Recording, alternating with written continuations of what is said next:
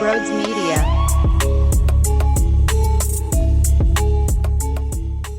Yo, what's going on, everybody? Welcome on into Sports Talk with Brodes.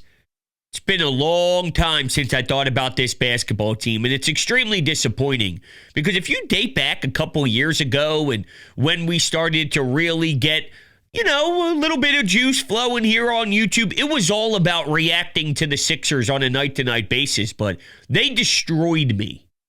They broke me down to the point where last year I had no clue who half the roster was by game 55. I had to Google them. And I'm not even afraid to hide that. No clue who they were. And now we sit in the spot where I am watching lottery balls bounce.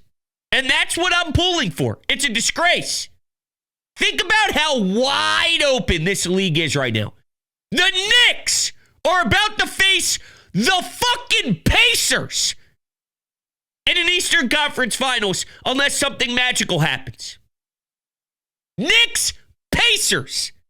We no longer live in a world where LeBron James blocks you in the East, where it's inevitable that the Golden State Warriors are automatically in the NBA Finals. There was a world where you could bet those two teams, Cleveland and Golden State, in the Finals with a massive favorite tied to that potential matchup or any other possibility in the entire league.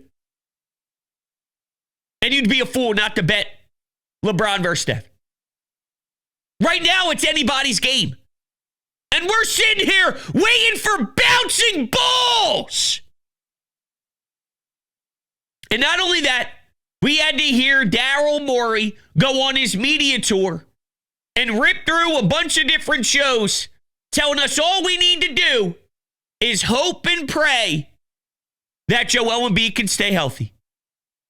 I'm a Joel Embiid guy. I've always supported Joel Embiid. I don't love everything that I hear about Embiid. I don't think he's played everything perfectly.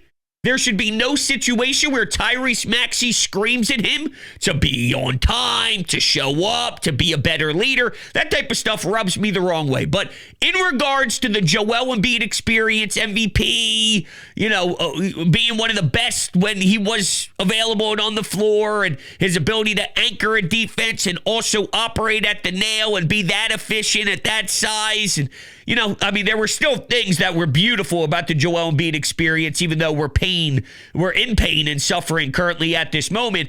I label myself a fan more than a hater, but he's not perfect. With that said, when do you got to admit it's over? Until you admit this is done, then you're just wasting time. Which brings me to the main point of this show, which is the Sixers get the third pick in the draft, which is great considering you walked into that night potentially not even having the pick. But it's not exactly what you wanted. Here's the analogy that I used on the radio last night. It's like you wake up knowing that you're having breakfast at your parents' house. It's the weekend. It's a Sunday morning. They tell you on Saturday night, hey, come over. We'll have coffee. We'll have breakfast. And you go, okay, hell yeah. You don't know exactly what's going to be there. Maybe it's eggs. Maybe it's pancakes. Maybe it's bacon. But what you want a vanilla donut with sprinkles. You want pastries. That being Cooper Flagg. That being the number 1 overall pick. You show up. Maybe there's pastries, maybe there's not. There is. That's great. That's exciting. Your mouth is starting to water when you see the plate laid out. But then you go up to that plate. Strawberry frosted, no sprinkles. Okay. It's not the worst. It's not what you wanted. It's fine. That's where I stand with the third overall pick. And it's funny because now I'm seeing the debate by Sixers fans out there on what they should do with it. How should Daryl Morey approach this? It's very simple. You keep the pick and you draft somebody.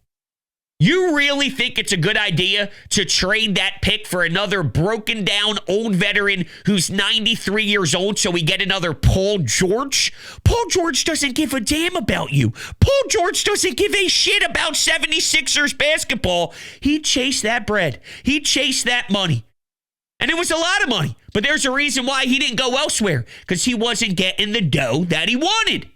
So it was all about the cash. Pinky Paul, Podcast P, anything but let's go seriously think about winning a championship, Paul.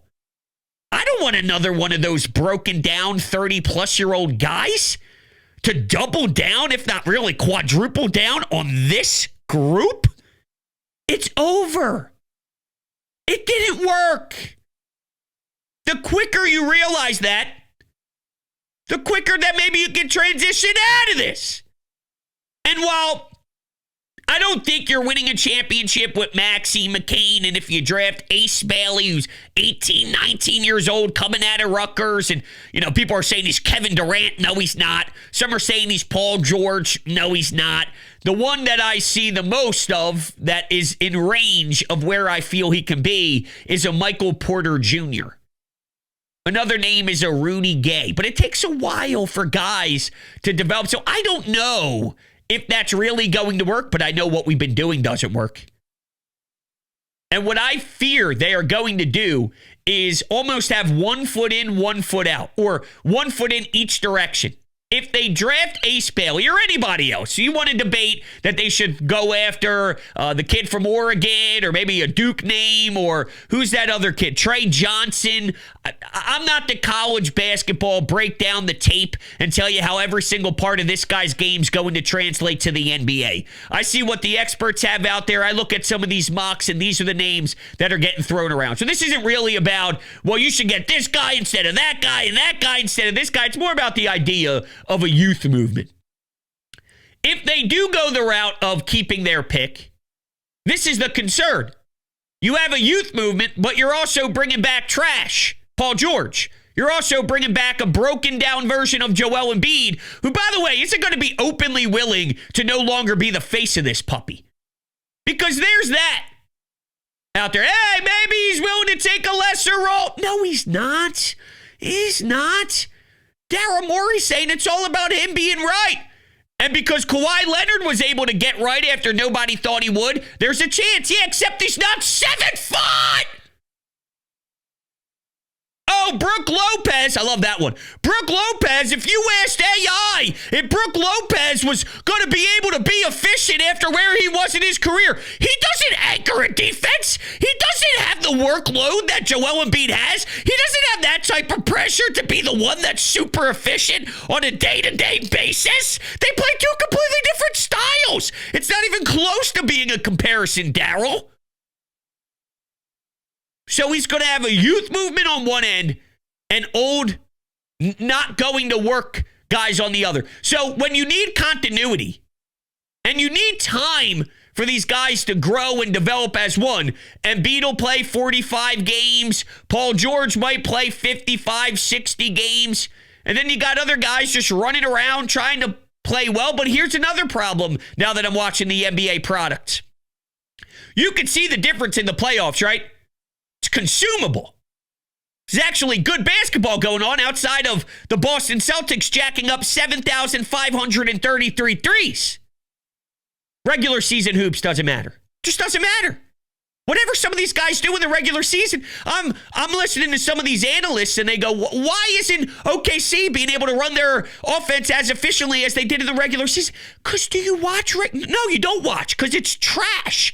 NBA regular season is literally glorified men's league basketball. Just go run around. So even if some of these guys do something, I'm not trying to be negative here with Jared McCain because there was actually a spark that was risen in this fan base before he got injured because there was something to actually be excited about, just to watch him play, right? I don't know what that means now. And I'm basing this off of the rest of the league. I don't know what that means. Because regular season is actually, it was always a different sport. It's now a different sport times a billion because nobody actually cares or tries in the regular season. Now I don't know what it means. I don't know what it means. But I'm not trading a third overall pick. I'm not trading for Giannis. I'm not even trading for Giannis. And that's crazy because I've always been a star power guy. But the Sixers are not in a position where it's all about star power anymore. They tried it. They tried to get big names, flashy names, and put it all together. It didn't work. And it won't work now at this stage of their respected careers. It's done. It's done. So I can't believe I'm in a world where I don't even want to go after someone like Giannis. I don't want to go after him. I don't want to do it. And if you say, well, you have to. No. This is why you keep getting yourself into trouble. You don't have to. You do not have to. Well, if you want to win a championship, stop. Stop. You're not. And when you keep backing yourself into this corner and making irrational decisions thinking that you can actually win a championship with this group, you're hurting yourself more and more. Stop thinking with this idea of they are built to win a championship. They are not. Which is why it's a problem that this ownership group is keeping Daryl Morey, because I don't think he knows how to build a team. I think he knows how to trade for big names. He doesn't know how to build a team. It's time to build a team. It's time to build a team. And I don't really care what happened in Houston at that particular time. It's a different league now. He was playing the numbers game and crunching numbers and trying to get out in front of certain things, and the league was transitioning into this shot-heavy, three-point shot-heavy type of league and whatnot. We're just in a different phase now, and no, done with Daryl Morey, done. But they're going to run it back, and then we're going to have to sit here and consume another season of crap. But that's why I don't know if you do get an Ace Bailey or anybody else, and you get to watch Jared McCain on a night-to-night basis, and this is barroom talk. I don't know exactly who's going to start this and that, but I'm just kind of speaking out of my rear end here. I'm trying to engage with some of you out there on exactly, or maybe the word is gauge. I'm trying to gauge. I don't know. Whatever. I'm trying to figure out if this was your starting five. Are you sitting down on your couch?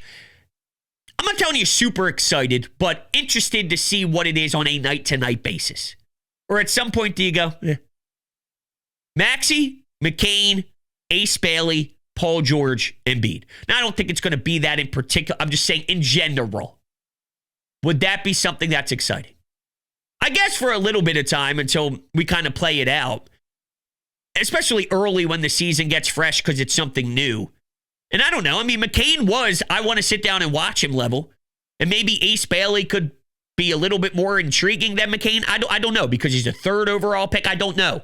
Or Trey Johnson or anybody else. I don't know. But I find it hysterical that Daryl Morey wants to get younger, more athletic, so it's no longer about the old scrubs and the old veterans because he tried to build a roster that way. You're not winning a championship with Jared McCain and Ace Bailey at 18, 19 years old coming off your bench in postseason play. It's just not happening. It's not happening. So that's why I think they're almost doing two different things at once. They're trying to pretend they have a shot, yet the pieces that they're using to get younger, to get more athletic, they're not even close to being ready. Not even close. Think about Maxey. I don't even think Maxey's ready. Maxey's been at this now for years. I still think he's got some growth to do. He's been doing this for years. So my personal opinion is I'm blowing this thing up. Now, they're not going to. But I think it's a bunch of slop, unfortunately. Yeah, let's get healthy. Come on, man. It's not going to happen. And they talk to us like we're idiots. Like we don't know what we're talking about. Hey, Morey, why do you deserve to keep your job? Well, I'm not used to drafting the lottery. All I do is win. Huh? We don't want to hear that. That's one of the worst answers I've ever heard in my life. All you do is win. We're in the lottery. We're in the lottery. And before you say, well, you can't predict injuries, you can when they're old. You can when they're getting up there in age. You can when nobody wanted to give Paul George a lot of money because of that specific detail.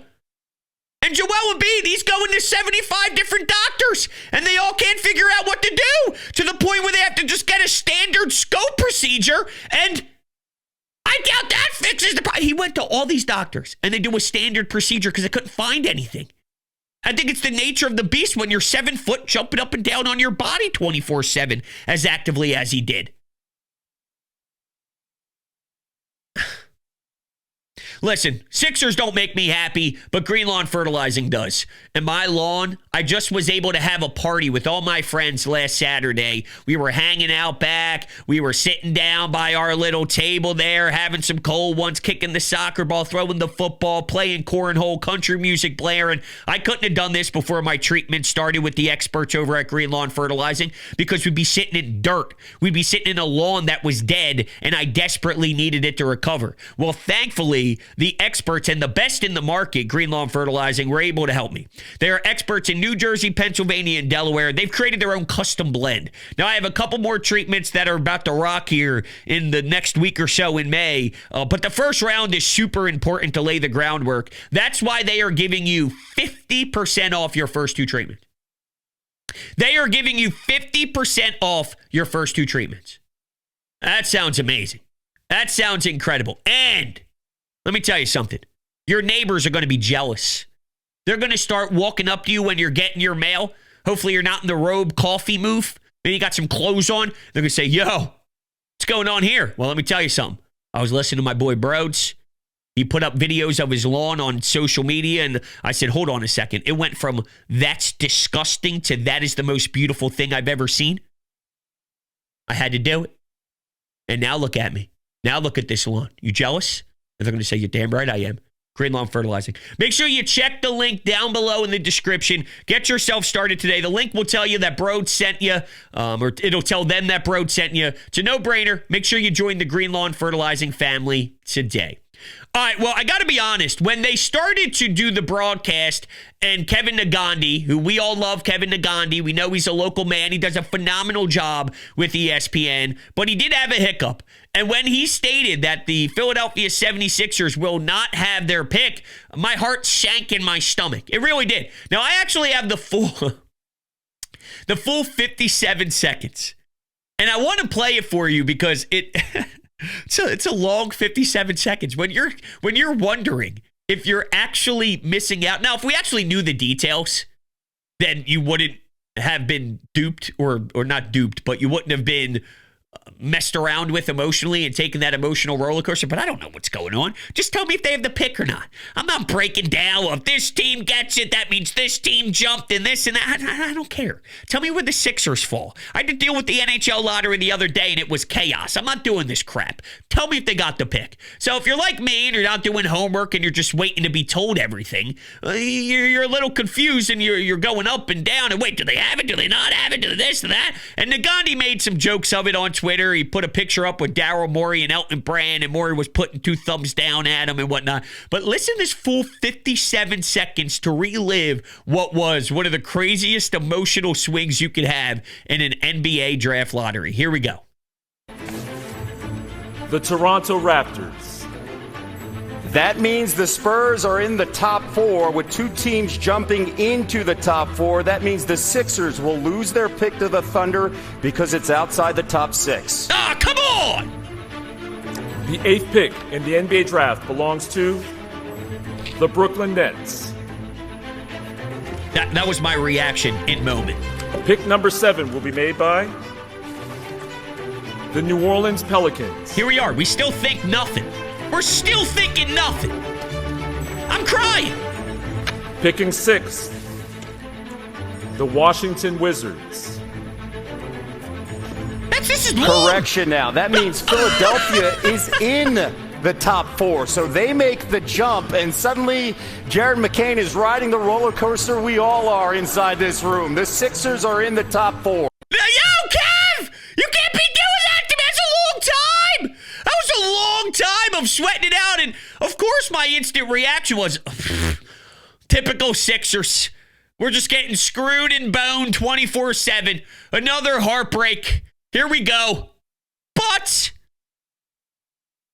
It was the complete opposite. Once they came back from break and they were going through that 4-card sequence to see if you got the first pick, they flipped the first card. It's not the Sixers. Once they flipped that 4th card, there was a part of me that thought, oh my God!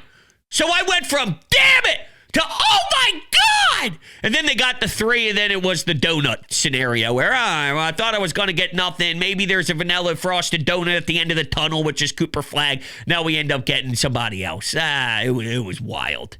It was absolutely wild. What are we going to do? Now, I never really got into the Dallas Mavericks side of this. Do I think the NBA rigged it? Of course I do. Yes, I think the NBA rigged it. There's no way in hell that the Dallas Mavericks should get that first overall pick. I think there's something with Luka getting traded to the Lakers. I mean, this is big business we're talking about. The Dallas Mavericks fan base was ready to explode and burn the entire franchise to the ground.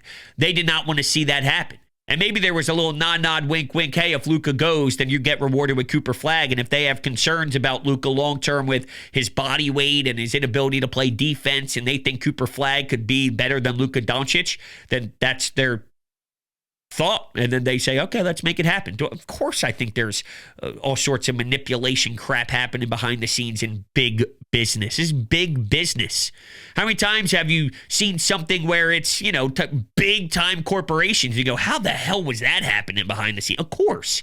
But my issue is, I got to fix the Sixers. Now, I know this translates to one another, because if the Mavericks are getting special treatment, then it does, in a snowball affect the 76ers, but there's so many things that the Sixers have to fix internally that they can do, and that's in their control prior to the NBA getting into the mix and screwing things up. Or we gotta take care of our in-house business first before I can start ranting about that. Now, would I like to try and get up in that 2 range to draft Harper, another kid from Rutgers? I think there is a significant difference from 3 to 2, but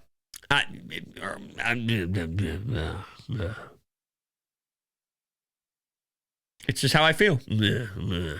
If you want a little description, it's not going to be much here.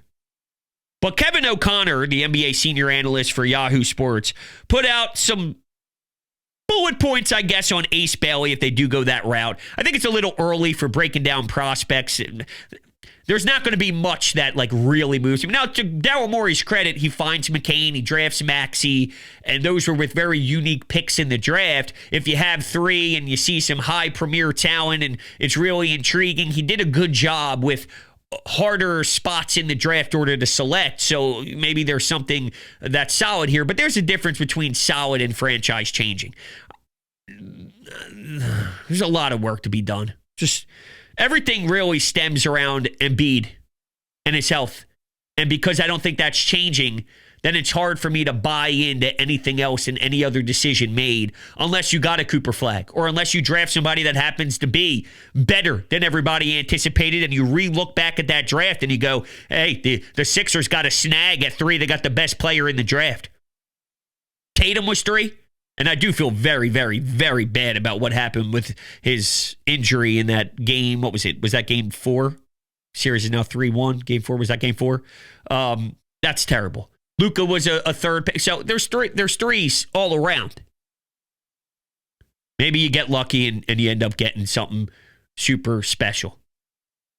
All right, so here's the summary on Ace Bailey. He's a ridiculous shot-making machine, capable of splashing contested jumpers from every spot on the floor with the swagger of a throwback bucket getter. But his shooting consistency, plus his raw edges as a shot creator and defender, needs sanding down to turn him into a full-on star. I think sanding down is going to be obvious for a lot of these young pups. Now, here's some of his strengths. His pull-up shooting. He can drain jumpers off the dribble from anywhere against any type of defense. He can hit leaners going towards his right or left, fadeaways after stopping on a dime, and turnarounds from the post. He has an irrational confidence in his ability to rise and fire no matter the situation. That's a blessing and a curse, because we once went from someone who was afraid to shoot a basketball to maybe someone who's probably taking ill-advised shots, but maybe you can tame that down. You can never get someone who doesn't want to shoot, but you can get someone who shoots too much to take proper shot selections, at least get it a little bit better to where it needs to be.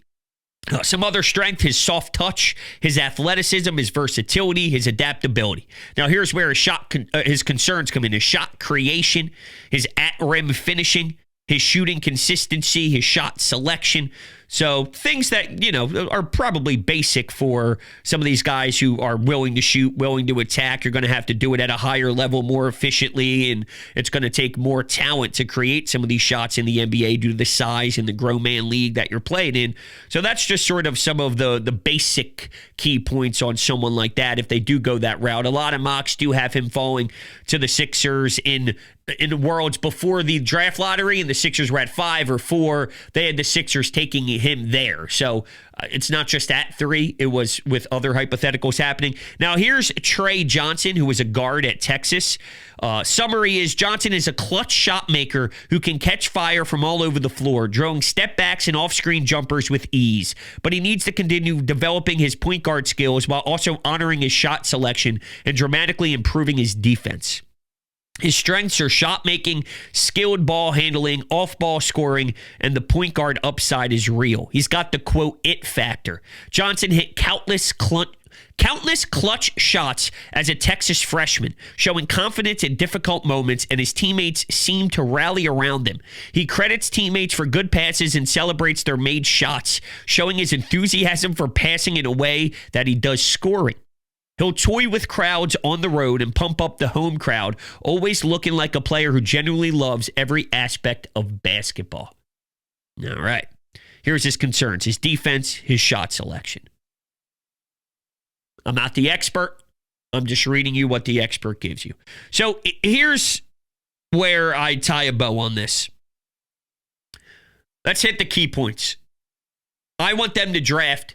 The problem is it's a little bit hypocritical because I want them to draft at 3 and go with the youth movement, but they're not going to trade the old heads, and they're not going to get out of some of these problems with the bad injured players at their parts of their career. So it's kind of counterproductive, but what I don't want to do is sell off this asset because this would be more damaging to go after another broken down star, another star that's just not in their prime anymore to try and salvage this. I'm done trying to salvage this. You tried to with Harden, you tried to with Paul George, you tried to with so many different moves that you made. There is no salvaging. Sometimes you need to realize that you're getting smacked in the face. So I know it's not ideal, and I know it's not perfectly the way I would do it, but if I was Daryl Morey, what I would elect to do is to continue to try and do a youth movement, even if that comes with keeping the Embiid and the Paul George and whatever. I think that's better than the alternative, which is selling this off for, because guess what? If McCain, Maxey, and Ace Bailey end up being maybe not good enough to be NBA champions as your 1, 2, 3 as a trio, but McCain could be a really good 6-man, and Maxey is a starting guard, and he's playing a lot of minutes, and he's a good Robin to your Batman, and you're getting pieces to it. Now, you're going to have to get the most important piece, which is the crazy superstar, whatever Brunson ended up growing into. Boom. Embiid when he's healthy. Boom. What Anthony Edwards is. Boom. These guys that are taking over the league and being that SGA. Boom. You're going to have to find that, which is the most difficult thing, but you need other key contributors around him. And if Ace Bailey or Trey Johnson or one of these guys become that, and it takes years to develop from 18 to now it's time to really be molded and formed into a championship caliber player, I'll take that risk over selling off the asset to try and quadruple down on this mess. And that's just really where I am. It sucks. It really does, man. I'm very disappointed that this is where we are at the Sixers. I love the Sixers. And for the first time in a long time, I've been able to talk about them. This is an exciting thing. Now, it sucks you're here, but getting the 3rd overall pick is exciting compared to what could have been, but it just doesn't hit the way that it should because of the blah feeling surrounding the franchise. And the other day, right before the lottery, I put on my Allen Iverson shirt, and then today I put on my 76ers hat. And I thought to myself, man, it has been a long time since I had pride rocking this. There are times where I put on something Sixers, and it's been a bit of time, but even maybe through stages of the regular season before they were full out checkout mode, and I wondered if someone was actually going to say something to me like, you're wearing that today? You're wearing that? Why are you wearing that? I don't know. Because it wasn't wrinkled. Because I need to do my wash. I need to do my laundry. That's what I'd have to come up with. You're right. I don't know why I'm wearing that. And that's not how we should be feeling about our basketball team. This is the Philadelphia 76ers we're talking about. Yet, they're egregious. It's bad. And some feel because I love hockey, and I'm obviously a Flyers guy and a hockey guy, that maybe I don't really appreciate basketball, and I want them to not be as good as the Flyers because of the winter sports teams bash and all, but that couldn't be farther from the truth. There was something special about when this team had Jimmy and JJ and Embiid, and things were looking very up, and you were very involved, and you were fresh into the second round thing, and you're getting to game sevens, and you're battling, and you think you're right there. And now I'm watching the Knicks, one game away from the Eastern Conference Finals, taking down the Boston Celtics. This is not something that's acceptable, and we need to get back, man. We need to get back, and I think something that can help you in the right direction throughout this chaos, if they're not going to do it the right way, is keeping the third pick compared to trading it. We'll see what ends up happening. I would go a whole different route if I was in charge, but I'm basing it off of knowing what they're leaning towards, if all that makes sense. With that, thank you guys all so much. Really appreciate you guys kicking it with me. You guys are the best. I love you. I'll be talking to you very soon. I'll catch you all on the next one.